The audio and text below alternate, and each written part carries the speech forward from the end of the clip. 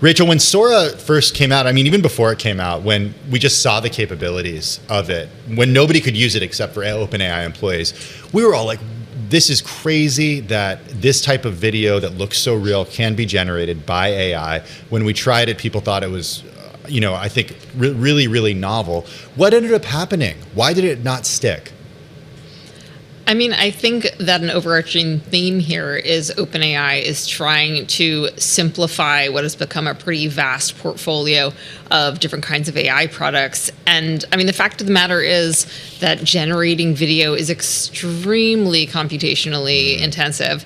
And if there is one thing that OpenAI has not quite enough of, it's compute. I mean, the company is very, very, very hungry for more compute. So this is an easy thing, I think, to say, hey, you know what? Like, this is interesting and it looks cool, but it is not our core product. And if we need compute, let's put it toward other things.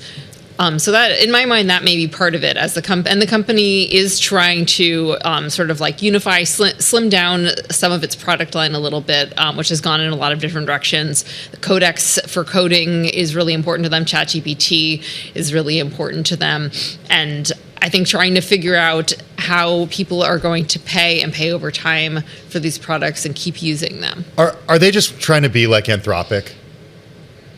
I don't know if they're trying to be like Anthropic, but I think they have realized that coding, using AI as a coding assistant is a really good application for them, and it's something that people may be willing to pay for over time. And also, it seems like a number of these companies are realizing that once they make their models good at completing coding tasks, they're also able to expand that out into some other things, such as different kinds of office work. I mean, ultimately, these companies have to make money, right? And what they're doing is very expensive to build and to run. So they have to figure out ways that they can up the revenue. Yeah, that's what that's about, right? We're how old now into kind of this process, Rachel? 3 years and counting. And right now you got to think about, okay, a lot of money's come in, a lot of investors excited, a lot of hype, a lot of activity and actions. And then you got to think about return on investment. What's the long-term viable business model, right? As the landscape continues to evolve and get more competitive.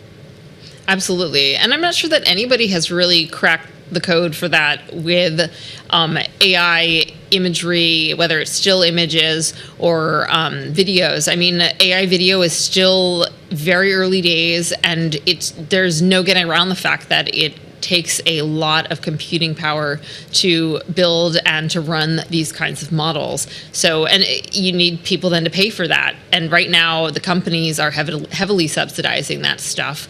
And there's just, you can only do that for so long. And you need to find like a market fit at some point. And you'll notice people have not been talking about it that much. You haven't seen anything really splashy that obviously uses Sora or other competing companies' products either. It's just a very tricky market. But it's still really early days for that type of technology, and it does seem really promising, especially when it comes to, and we're going to talk with Chris Palmieri in a few minutes about the Disney side of things. But I mean, that was a potential $1 billion investment in OpenAI, and to license license IP from Disney to OpenAI to then create, these characters for AI shorts. Does that I guess my question is, are consumers not interested in this? Do we know a difference at this point between what is AI generated and what isn't? Does that matter for consumer tastes?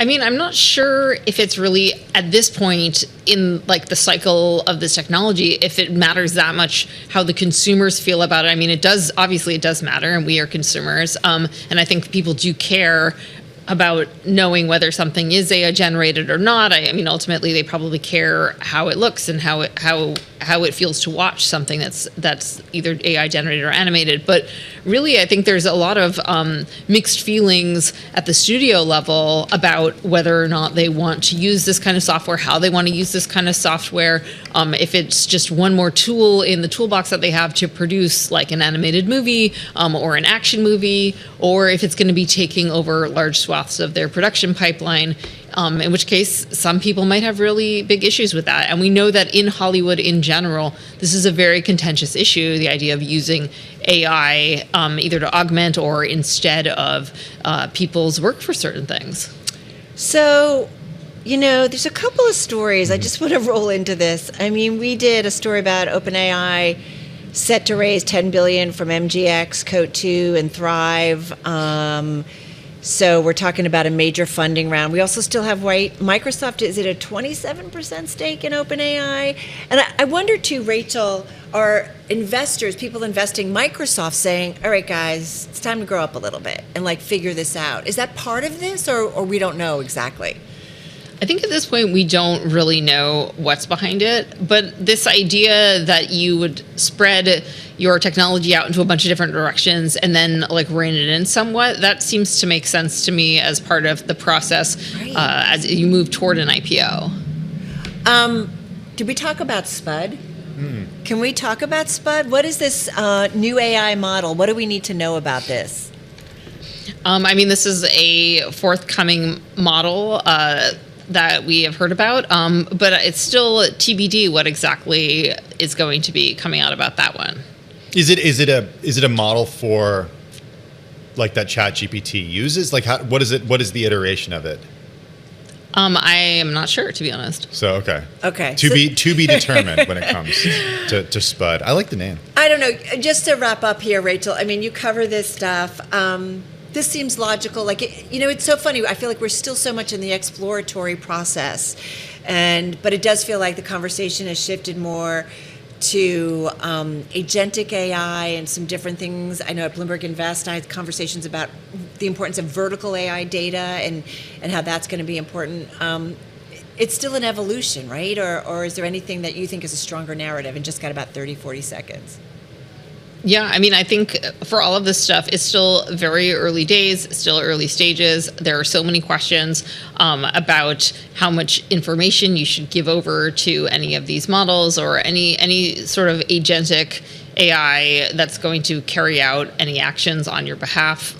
I think there's still a lot of questions there. It's also not clear to me how people are actually using this stuff and then finding it really useful. So there's a lot of things that we still need to figure out.